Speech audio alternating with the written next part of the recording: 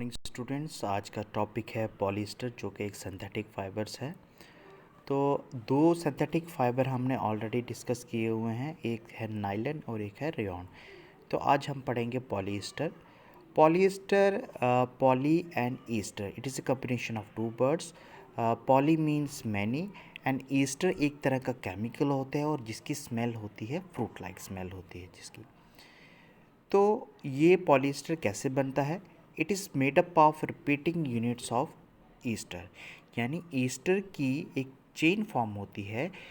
Easter molecule combine to form polyester. यहाँ पे आप देख रहे हैं, तो एक जो सिंगल मॉलिक्यूल है ईस्टर, देन ईस्टर ईस्टर, तो ये सारे ईस्टर मिलकर पॉलीईस्टर को फॉर्म करते हैं। अब पॉलीईस्टर जो है सिंथेटिक फाइबर, और ये अगर इसको हम नेचुरल फाइबर के साथ मिला दें, एक कॉटन है नेचुरल फाइबर, इसके साथ मिला दें तो ये पॉलीकॉट बनाता है। और यही पॉलीईस्टर को अगर वूल के साथ मिक्स करके तो वो क्या बनता है? पॉली वूल।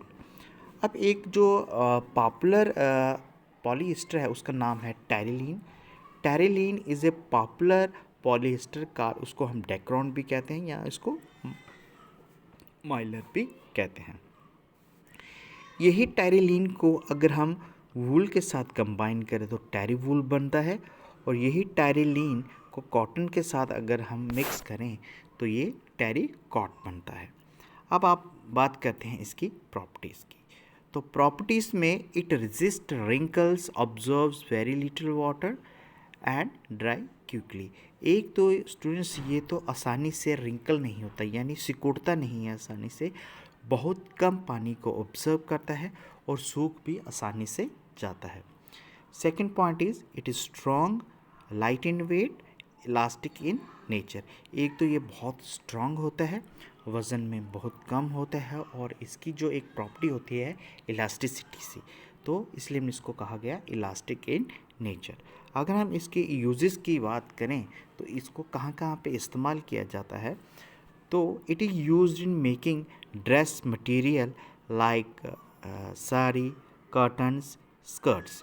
तो ड्रेस में भी ये बहुत यूज़ होता है, कर्टन्स में, स्कर्ट्स बनाने में इसका इस्तेमाल किया जाता है।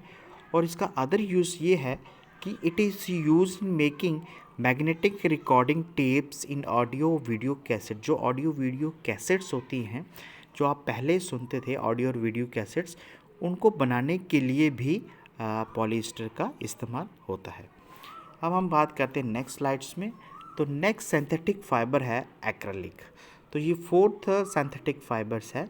अब ये जो एक्रेलिक है ये भी एक तरह का सिंथेटिक फाइबर है, पर इट इज़ जस्ट लाइक वूल की तरह होता है ये।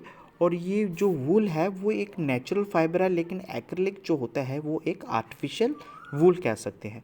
इसको बनाने के लिए इसलिए इसकी ज़रूरत पड़ी क्योंकि जो वूल था वो ज़्यादा कॉस्टली था, लेकिन जो एक्रेलिक है इससे काफ़ी सस्ता है। अब यही एक्रेलिक कैसे फॉर्म होता है? Synthetic fibre from a polymer. उस पॉलीमर का नाम क्या है? पॉलीएक्रोनाइट्राइल। पॉलीएक्रोनाइट्राइल से ये एक्रेलिक फॉर्म होता है। और ये नेक्स्ट पॉइंट पे मैंने यही लिखा है कि it resembles to wool in its property. Wool की तरह ये लगता है, और इसको आर्टिफिशियल वूल भी कहा जाता है। अगर हम इसकी प्रॉपर्टीज़ की बात करें, similarly it is light in weight, flexible, smooth, soft in nature and easy to wash. एक तो ये वज़न में कम होता है, फ्लेक्सिबिलिटी होती है इसमें, बहुत स्मूथ होता है, सॉफ्ट होता है, और आसानी से हम इसको वॉश भी कर सकते हैं। इसकी एक और प्रॉपर्टी होती है, it is very much warm in nature like वो। जैसे वूल गर्म होता है, इसी तरह से जो एक्रेलिक होता है वो भी गर्म होता है, लेकिन ये सिंथेटिक फाइबर है, और जो वूल है वो एक नेचुरल फाइबर है।